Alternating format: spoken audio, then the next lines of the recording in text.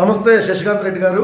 నమస్తే సార్. ఇప్పుడు కామన్గా చాలామంది ఇబ్బంది పడుతున్నటువంటి సమస్య ఏంటంటే BP sir, blood pressure. Okay, ఈ బీపీ గురించి ఒక కామన్ మ్యాన్కి అర్థమయ్యేటట్లుగా దయచేసి ఎక్స్ప్లెయిన్ చేయండి సార్.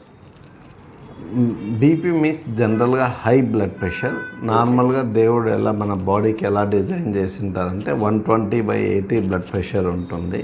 ఓకే, మన హార్ట్ అనేది అగైన్స్ దట్ 120/80 పంప్ చేస్తూ ఉంటుంది.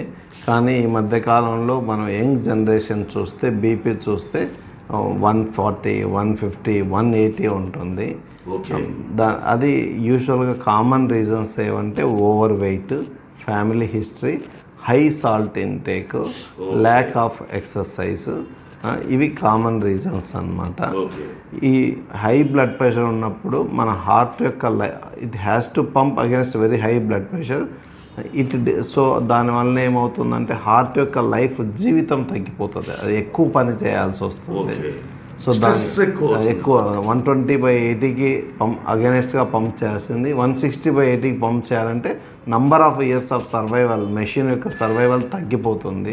దానివల్ల హార్ట్ అటాక్స్ రావడము, స్ట్రోక్ రావడము, హార్ట్ ఫెయిల్యూర్ రావడము, అదర్ ప్రాబ్లమ్స్ అన్ని కిడ్నీ మీద ఎఫెక్ట్ రావడం, ఐ మీద ఎఫెక్ట్ రావడం, బ్రెయిన్ మీద ఎఫెక్ట్ రావడము, ఇవన్నీ జరుగుతాయి. బీపీకి ఎఫెక్ట్ అయితే, బీపీ ఎఫెక్ట్ అయితే ఆ ప్రభావం అన్నిటి మీద ఉంటుంది. అన్ని చోట బ్లడ్ వెజల్స్ ఉంటాయి కాబట్టి స్ట్రోక్ రావడానికి కామనెస్ట్ రీజన్ షుగర్ అండ్ బీపీని. బ్లడ్ వెజల్స్ అన్ని చోట్ల ఉంటుంది కాబట్టి హార్ట్ అటాక్, బ్రెయిన్ స్ట్రోక్ అంటే paralysis, kidney problem, eye problem, these are the commonest reasons. Organs which gets damaged because of blood pressure.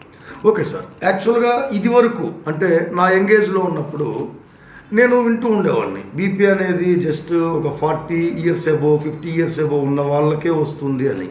కానీ ఈ మధ్య కాలంలో చూస్తే సర్వే రిపోర్ట్స్ కావచ్చు, లేదంటే న్యూస్ పేపర్స్, మీడియా ద్వారా చూస్తుంటే youngsters even 15 to 16 years age ఉన్నటువంటి వాళ్ళు కూడా బీపీకి ఎఫెక్ట్ అవుతున్నారు. ఏంటి సార్, ఏమంటారు, రీజన్స్ ఏమంటారు?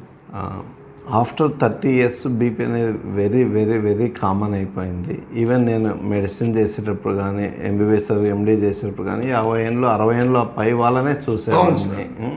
ఈ మధ్యకాలంలో ఎస్పెషల్లీ సాఫ్ట్వేర్ ప్రొఫెషన్లో 30 ఇయర్స్కే చాలామందికి బీపీ చూస్తున్నాము.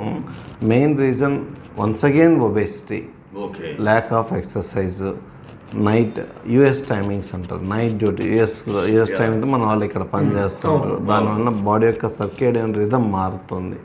US timings and addiction to social media, దీనివల్ల అంటే lot of stress in work stress, దీనివల్ల హై బ్లడ్ ప్రెషర్తో చాలామంది వస్తున్నారు. కానీ వాళ్ళకి ఎవరికి ఎసిమ్టమాటిక్ డిసీజ్, వాళ్ళకి ఎవరికి బీపీ ఉన్నట్టు తెలియదు. అందువల్ల బీపీ కూడా ఇయర్లీ వన్స్ షుగర్ లాగే తినకముందులాగే బీపీ ఒకసారి సంవత్సరానికి ఒకసారి చెక్ చేసుకోవాలి అన్నమాట. సార్, ఒక కామన్ మ్యాన్కి, లేదంటే ఒక సాఫ్ట్వేర్ ఇంజనీర్కి, లేదంటే ఒక కామన్ ఆటో డ్రైవర్స్, ఇలాంటి సాధారణ ప్రజానీకానికి మీ సుదీర్ఘమైనటువంటి అనుభవం ద్వారా మీరు బీపీ రాకుండా ఉండాలి అంటే తీసుకోవాల్సిన జాగ్రత్తల గురించి కొంచెం ఎక్స్ప్లెయిన్ చేయండి sir. Main wait first. Okay. Second adequate sleep. Okay. మూడవది life style modifications.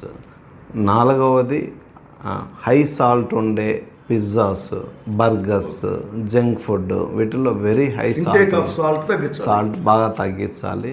Fruits, vegetables తీసుకోవాలి. వీలైనంత వరకు నేచురల్ ప్రొడక్ట్స్ తీసుకోవాలి. కెమికల్స్ యూజ్ చేసినటువంటి ఫ్రూట్స్, వెజిటబుల్స్ కాదు, నేచురల్ చేసుకోవాలి. డైలీ కంపల్సరీ వాకింగ్ చేయాలి 45 మినిట్స్. హెల్తీ లైఫ్ స్టైల్ ఉంటే బీపీని చాలా వరకు అవాయిడ్ చేయొచ్చు.